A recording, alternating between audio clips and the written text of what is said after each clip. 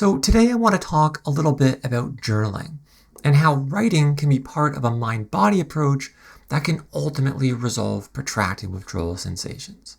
Now, I'm not a medical professional or a researcher, but it is my experience that this can happen because protracted withdrawal sensations aren't necessarily literal withdrawal or an injury or even coming from slowly tapering. Instead, withdrawal sensations can be learned by the nervous system over a period of time. And this happens when withdrawal brain pathways just fire again and again to the point that they can get wired into the brain's circuitry. In other words, it's just a form of learning. And there's now both research studies and clinical trials showing that people can learn chronic pain. They can learn long COVID without tissue damage. People can learn chronic fatigue and so on. And what I've also found in my experience and some others as well is that people can also learn withdrawal. So why would we journal about this? Well, what seems to help facilitate the brain to learn syndromes like withdrawal sensations that go on and on is an internal danger signal that keeps the sensations alive. In other words, it's our sense of danger that's directly involved in the brain's processing of withdrawal itself. And it does this by keeping the withdrawal pathways firing and firing again. Now, I think some of this danger comes from our fear and preoccupation with the sensations themselves, or if we think we're damaged or something's physically wrong with us. But neuroscientific research also demonstrates that deeper emotional processing, maybe things we're upset about, can also drive the learning of pain syndromes. So what's kind of weird about this is that despite this sort of deeper emotional activity taking place inside us, we tend to feel physical sensations instead, or really vague emotions like terror or panic. So the emotional danger processing then, quite possibly about something bothering us or really upsetting us, that's feeding these withdrawal sensations. That's mostly an unconscious process. It's emotions going on beneath the surface that we might only feel the tip of. That's ultimately driving the syndrome. Now, this all might sound kind of crazy, but what's being found in practice and now in clinical trials, such as a pair of Harvard studies on something called psychophysiologic symptom relief therapy, which was used for both chronic pain and long COVID without tissue damage. And what they saw in these studies is that by addressing emotional threats, people are highly likely to resolve chronic pain or perhaps other syndromes they were experiencing. This was once thought to be impossible or implausible and is still often denied today, and yet it is happening. And one technique people are using to do this is journaling. So because protracted withdrawal sensations can feel so terrible, these experiences basically preoccupy our entire consciousness. The focus is on, oh my God, I'm physically damaged, my nervous system's ruined, or, you just want to cry out for help. But if the root of these neuroplastic sensations, not permanent, but neuroplastic, which just means learned, if their root is emotional danger, if that's what's feeding into this withdrawal processing, then we're kind of looking at it, in the wrong place, if we're framing this as an exclusively physical syndrome. In fact, thinking this way may actually perpetuate the syndrome by increasing the danger driving all of this. Now, according to John Sarno, who pioneered a successful mind-body approach to pain that had decades of success before later research and clinical trials further proved the validity of his approach. Well, according to Sarno, the purpose of painful or mysterious sensations, especially when they turn into syndromes, is to distract or protect someone from threatening emotions. Your brain does it to your body, believe it or not, to protect you. and that is to protect you from emotions that it considers to be either threatening and dangerous, like intense anger to the point of rage, or from emotions that are too painful, too unpleasant, and so on. So the mind prefers to repress our emotions and possibly, redirect our attention onto the body or some other sensation instead.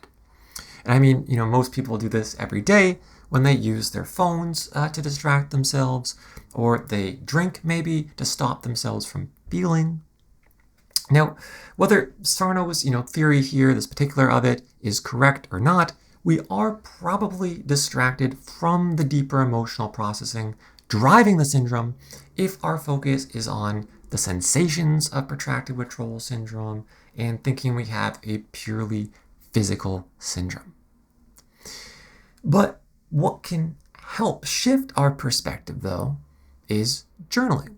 Because journaling can help us go beneath the withdrawal sensations and start to acknowledge their actual source, the emotions, the stressors or pressures in life that cause these threatening emotions to arise in the first place.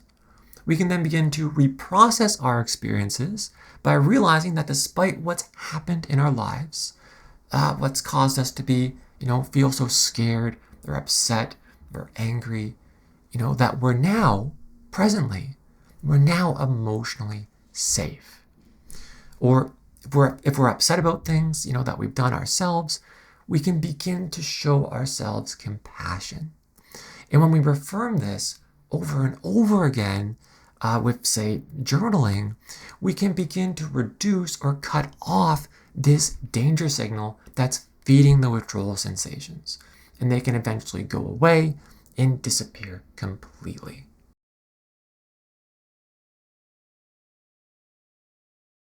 Now, as I'm about to get into some specific journaling techniques, I will say that journaling does involve reviewing stressful events in our lives. So, if you feel like emotionally prepared or ready for something like that, then of course proceed at your own pace. But if you think at this time this might be too much for you, or maybe you don't want to do this, that is of course totally fine. There are other ways of acknowledging the emotional basis of withdrawal sensations outside of journaling. Journaling is just one way. No one has to journal to resolve withdrawal sensations, but it can be really helpful. So yeah, let's get into what this journaling is all about.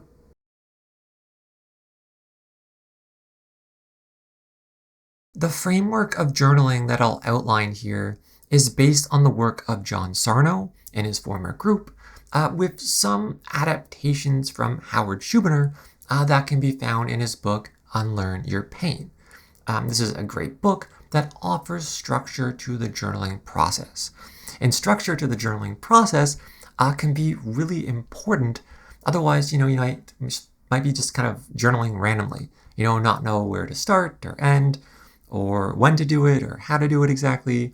So it can be a little chaotic. So it can be helpful to have some of this structure. So the first thing we can do is make a list of things that may be contributing to these threatening emotions. These emotions that are inside of us and that we can actually journal about.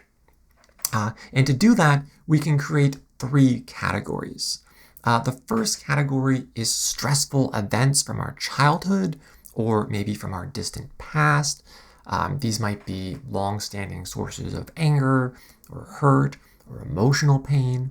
Examples might include our parents, a traumatic event, school, religion, basically anything that made us feel unsafe growing up in some way. And I think emotions can be timeless. They can still be affecting us long after an event has passed. I mean, we can recall an emotion, when we think of a difficult event, or our emotions can also be repressed. So we might not be, feeling these emotions directly about a past event, but maybe, we can think of an event that might have upset us in some way, even if we're not feeling anything strongly about it now. So we can make a list about those things here. Now, the second category is personality traits, or things about ourselves that might be putting pressure on us. So most people who experience this mind-body stuff, I mean, everyone, experiences this mind-body stuff, it's just part of the human condition. But for those who might get it worse than others, we often have certain personality traits that can generate internal pressures that can help drive this danger signal. And, this isn't to say there's anything wrong with our personalities. It's definitely not like that. But if you're like me and tend to be perfectionistic or goodist or people-pleasing or very self-critical, or have feelings of inferiority or really driven in some way, you just always have to be on, all of these traits can be explored as generating internal danger that can maintain sensations. Basically, how we feel about ourselves can affect the way we feel within ourselves. Finally, the third category is about present pressures in our lives, whatever's bothering us right now. I'm not talking about, the withdrawal sensations themselves. That's the surface level. I'm talking about current stressors that might be causing them. For me, my rage towards psychiatry was a big one, or certain people in our lives, may also generate or be massive sources of stress. So whatever you can think of, you can write down here. Now, after you create these three categories, you can then circle 3 or 4 of these things from each one that you think might be most contributing to your situation. And now you have, the start of your journaling material.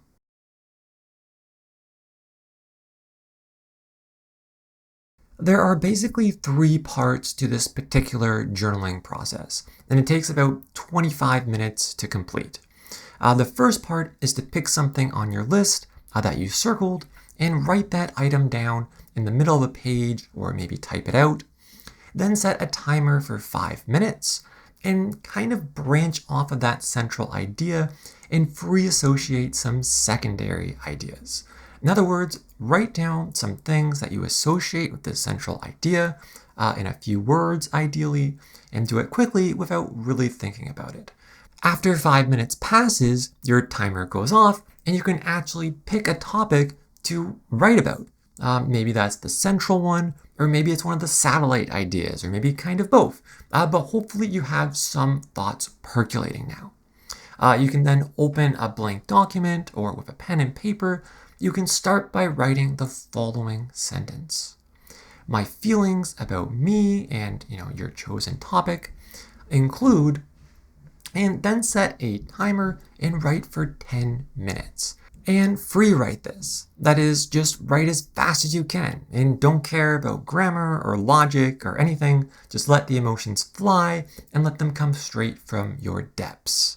When I did this, I was very surprised about the depth of my feelings, the intensity of them, and the things that I tended to write, came from my shadow side. Things that I would never actually say to anyone or do to anyone, but on the page, you can kind of do anything.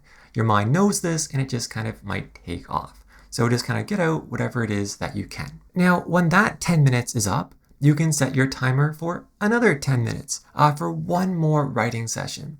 And that can start with the following sentence. My understanding of me, and once again, your chosen topic, includes. Now, this is kind of the part where we can process the emotions a bit. I mean, still free write, write whatever comes to your mind, but maybe aim our writing toward understanding of how these events have affected us. How our minds might be protecting us from certain emotions, how this might have kept a danger signal going. Also you can ask, what lessons might have been learned from this, or what actions can we take in the future to protect ourselves? And if we're writing about ourselves directly, maybe we can just see that we were doing the best that we could at the time, with the knowledge that we had, and maybe learn to develop at least some momentary compassion for ourselves. So basically whatever comes to mind in terms of understanding what you just wrote. And after 10 minutes, the timer will go off and you can write the following 3 times. Understanding these subjects will help me feel better. Understanding these subjects will help me feel better. understanding these subjects will help me feel better. Now, we do this to reinforce the mind-body connection. That's the reason that we're journaling, right? It's to acknowledge the threat of emotional danger that is contributing to the withdrawal sensations themselves. And yet, this actual emotional danger, or I should say perceived emotional danger, it's actually past now. Or, if we still feel it hasn't quite passed, we can tell our minds that we don't need to be protected from our emotions anymore, because it's okay to have emotions. Emotions are safe, and we're safe. And again, when we're doing this, we're acknowledging the root of the withdrawal sensations themselves. So making this mind-body connection is absolutely essential to the process. And with that, that's kind of the end of the journaling session. It's a pretty quick 25 minutes, and you can now delete, this document, or get a paper to shred it up, whatever it is, because this isn't meant to be saved. It's over now. You don't want other people finding this. Now, there are variations on journaling. For instance, if there's a topic you want to explore further, or maybe on another day, instead of journaling in this more straightforward way, you could write an unsent letter to someone, explaining how you really feel, and acknowledging your feelings toward that person without actually, upsetting them or lashing out at them. Or, maybe you could write a letter to yourself or your own mind directly, maybe about a personality trait, maybe about how a personality trait may have developed, or maybe something that you're hard on yourself about. And hopefully, we can learn to develop some compassion for ourselves and give ourselves the comfort, that you would give someone else, but maybe you're not giving to yourself. Or finally, you could write dialogues between yourself and someone else, if you wish you had expressed something to someone at a particular time. Maybe this is, a fictitious dialogue to change the past a bit in your mind, or maybe it's to get some closure or something by having a made-up kind of future conversation. I think I did both of these things, for psychiatry, for instance. And, sometimes I think it's just helpful to write this down and get it out on paper. Somehow that can be more effective than just thinking about these things in our minds over and over again. So I think I journaled for maybe about 3 or 4 weeks. Personally, I wouldn't do it much longer than that. So it's really not that big of a time commitment. There are some TMS groups, I think, that make journaling more of a long-term thing. And I think in some ways, although those groups can have a lot of success, I think in some ways they might overemphasize the importance of journaling. So there are, some cautions to consider. For instance, some people journal for like months and months and then get kind of stuck in the past, or they're frustrated searching for some event or emotion that's kind of at the root of all this. But we don't need to hit on like one definitive thing. It's more about acknowledging the collectiveness of our experiences. Also, if you journal too much, it might just be overwhelming. I remember Dan from Pain Free You, which is a great YouTube channel you might want to check out. I think he journaled for like 6 months straight or something like that, and basically journaled himself into despair. So maybe don't, journal about the same thing over and over again, or just kind of indefinitely. As I said, for myself, I kind of moved on after about 4 weeks. And at the end of those 4 weeks, did everything feel resolved in my life? My past, my current life, did I resolve everything? No, of course not. But I acknowledged my past. I acknowledged my current rage, and I validated myself, and I honored my experiences. And that's what's important. And, again, did I change like my personality? No. I just acknowledged how it was affecting me. And for me, the biggest thing about this was making that mind-body connection by realizing just how upset I truly was and how this was affecting my nervous system. And, it's no wonder I felt as physically badly as I did, considering I was just so internally enraged and upset. So I had to learn to tell myself that it's okay. It's okay that I feel this way. I can be aware of my emotions, of my feelings, and bring them into the light because it's safe to have emotions. And if you don't feel a lot of emotions doing this, that's okay too. A lot of our most powerful emotions are repressed, so we won't feel them. The mind's protecting us from them. But just acknowledging that they're there, that seems to be the most important thing. Now, when I finished journaling after these 3 to 4 weeks, did all these withdrawal sensations, and chronic pain that I also experienced, did it all just go away? No, it didn't happen just like that. For some people, it seems to. For others, I think probably most others, there's more to understand. And this approach is all about understanding. And it's about understanding this mind-body connection. And journaling can help with that. And it helped me. But I was still, afraid to participate in life, to go out. I was scared to even go to the grocery store. I couldn't even make a meal. I had almost no social connections. I had to get back or start working toward going back to life to prove to my mind that I'm okay, that I'm safe. And so I continued to listen to TMS materials to gain confidence in the process, to deepen my understanding, and I worked my way back into doing things that I was previously scared to do. And I went slowly at first, but once I got into the swing of things, I could go a lot faster than I actually expected that I could, or ever could. And as I got back to living my life, my understanding that I was okay became more complete, and the sensations started going away and completely disappeared. Now, today, I don't really journal very much, perhaps almost never, really rarely. If I'm really upset about something, maybe. But back then, it was tremendously helpful because I needed to learn to make that connection for myself. So anyway, if you want more resources, about journaling, about the Mindbody Syndrome, you can check out my free Substack, and I'll link to that in the description below. And maybe I'll see you again in the next video. And good luck with the journaling if you end up trying that. Take care.